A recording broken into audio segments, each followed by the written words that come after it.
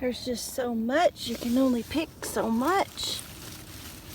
Some of them got kind of big, but I've already got almost half a bucket full.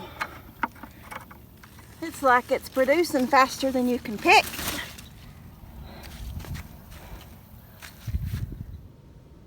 Hi friends, today we're going to be canning some squash, and I'm going to let you come along step by step. It's not hard. To do squash, you have to do it in a pressure canner. Now this pressure canner that I have is old. Mama got it when I was just a little girl, so I'm not much older than the squash or canner, but it is old, but it still works great. I would like a new one, but they're kind of hard to find right now with COVID. Okay, this is what we're going to use. We're going to use straight neck squash. I do have some squash here, but I'm not going to can it. I want to keep all of the regular squash or the straight neck squash in a can. Some people mix it with zucchini or whatever, but I'm actually going to cook that tonight. Here is some tomatoes that we did yesterday. I don't know if you can see that. The lighting is not the best in here, but they turned out beautiful. We did that yesterday, so if you want to know how to can tomatoes, there's that. And I had used all the tomatoes, and then I went out to pick tomatoes, and that's how many I have left. Oh, and that's some hot sauce that I was snacking earlier. Salsa, not hot sauce, that we made, and the recipe is on the channel as well. Now I'm going to be using quart jars, so I've got that sitting in some hot water with some bleach. I'm going to clean those really good, and I'm going to go ahead and wash my squash and start cutting it. And then this canner, you put about this much water in it, and I'm going to go ahead and turn that on and let that start getting hot. It's not hard, it's easy, so come along. Okay, we got our squash all washed, and I'm just going to put this up here because I'm going to use that for supper tonight. And we're going to start slicing our squash. Now this is going to be called cold pack, because that means you're not putting something hot in the jar starting off. We are doing cold pack, not a hot pack. Okay, so some people like to do it in chunks. I actually like to do it in these round, and I do them fairly thick, not thin, not like I would do for frying. I do them about an inch, and you just start putting them in your jars. Now when it starts getting kind of to the big end, sometimes I will cut them in half, and just make sure it doesn't have tough seeds. Okay, you don't want seeds all floating around in there. So we're gonna pack these jars. Like that one, I'm gonna cut in half. And you'll be surprised how much squash will fit in a jar.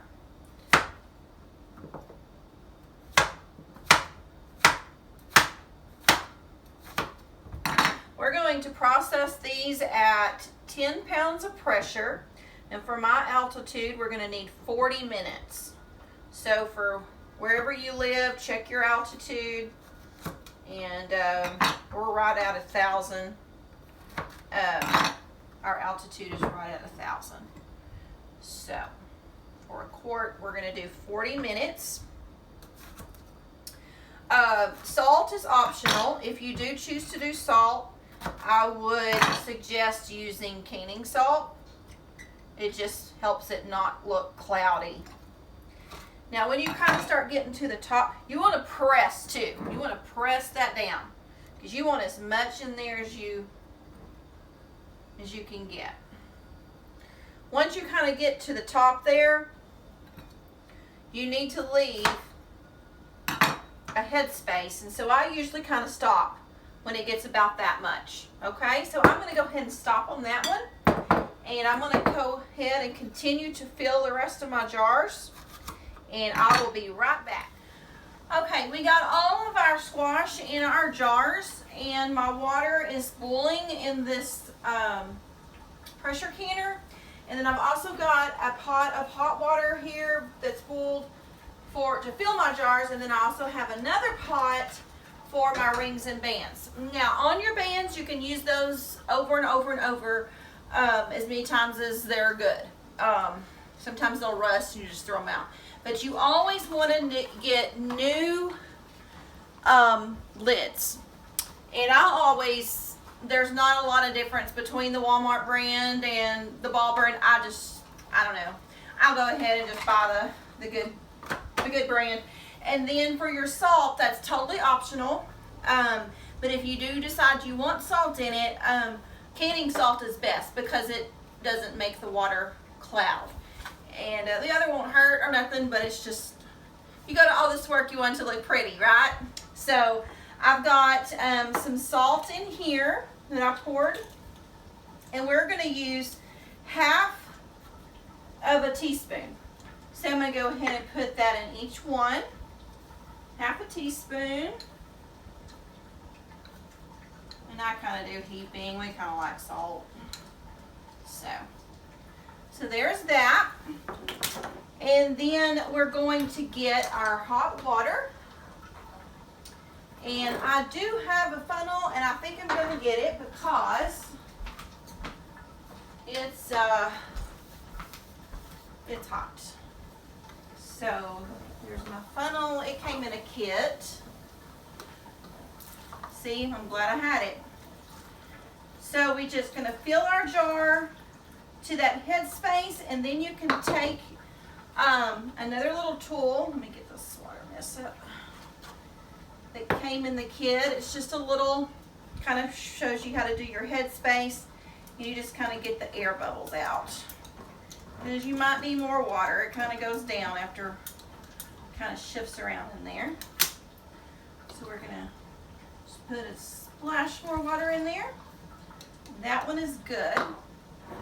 And this is hot water because you don't want to put a cold jar in that boiling hot canner there.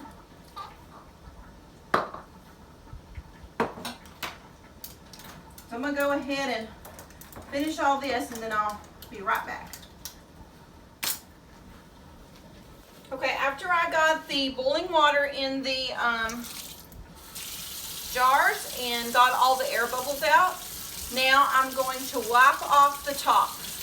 And I didn't have any water left over. I could have just used it, but get the water as hot as you can stand it.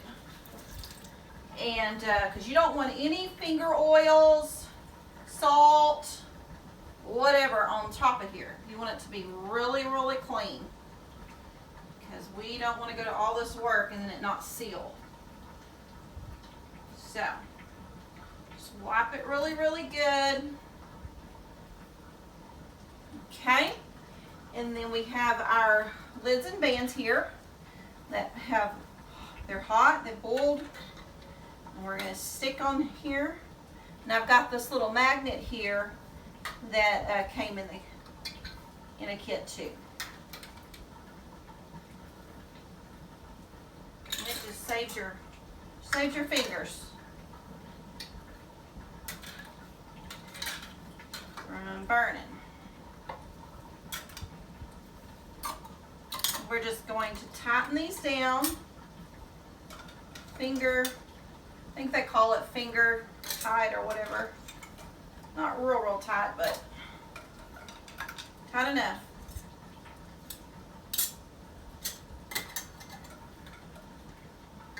Okay, and then we'll take our jar lifter, which is this, and we'll lower it into the canner.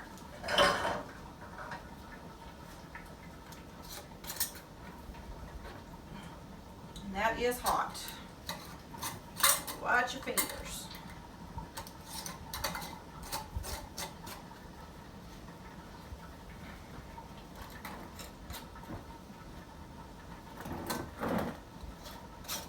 Now, canner has a rack on the bottom. Make sure you have your rack in. Okay, I'm gonna bring you over here so you can see. Okay, so we got our little gadget here, jar lifter, and grab a hold of your jar and just slowly put it in there. And that's why you want your hot water in your jars, because it will bust, and it has happened to me. And it's sad because you went to all that trouble and then it busts on you.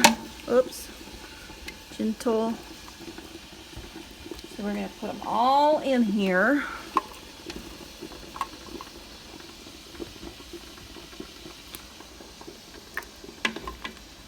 Sorry.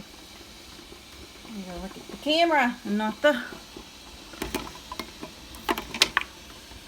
Okay, so we got that in there, and now we're going to put our lid on. So we're going to put our lid on.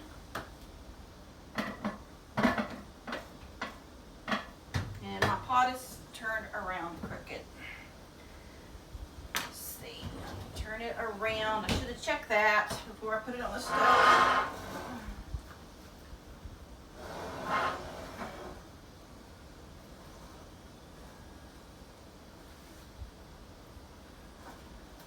There.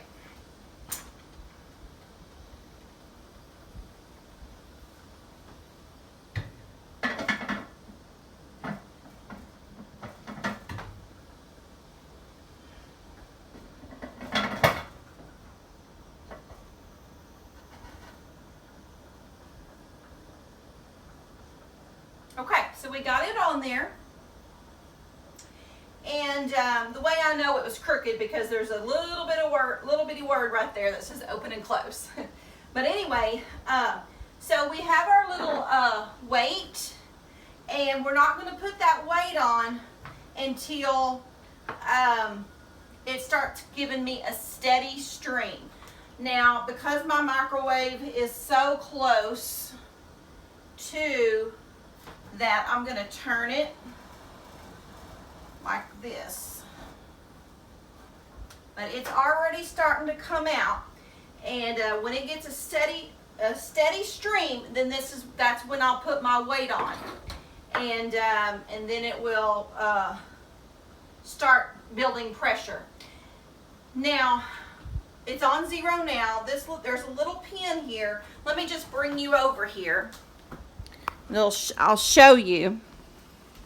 On this old canner, there's a little pin right here, and once I put that weight on here like that, that little pin will come up when it gets pressure, and then this dial will start building pressure, and I want it to go to 10, and then that's when I will start adjusting my fire, because we want it to stay at 10. Once it gets to 10, I can start my timer for 40 minutes, but not until then. So we'll just wait for the steady stream. We'll put our weight on there, and then we'll wait till it gets to 10 pounds of pressure and start our timer. I don't know if you can see that steam coming out, but since it's a continual steam, we're gonna go ahead and put that weight on there, and then this little pin will pop up when it gets to pressure. See how it's just kind of burping right now?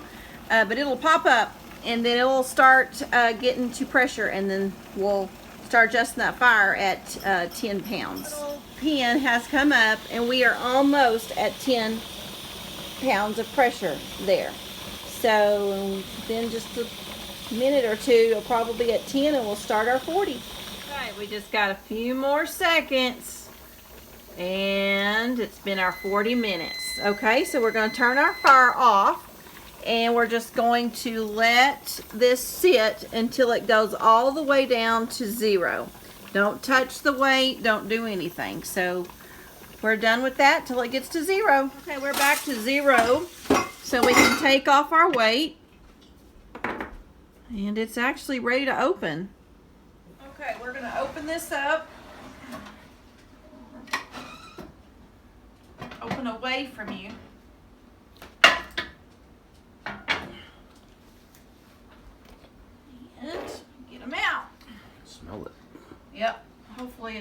None of them broke. They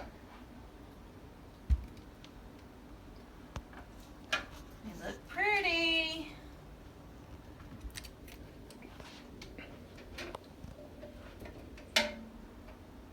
Oh, that one didn't get smashed down enough. See all that juice in the bottom? You could have put some more stuff in there. Mm-hmm. This one too. What it did is it cooked down. It's okay. It's just not. Probably gonna have to use those two as one. Well, none of them broke. Hallelujah. So there's our six deals of squash. See them? They're still boiling. Yep. That's how you can squash. Now we will wait to hear the little ping. The little bubble there will go down. It'll seal, and they call that cannon music. That's pretty. And then after they make sure they've all sealed, we'll date them, and they're good for 3 to 5 years. And that's how you make canned squash, folks. Thanks for coming along with me. Bye-bye.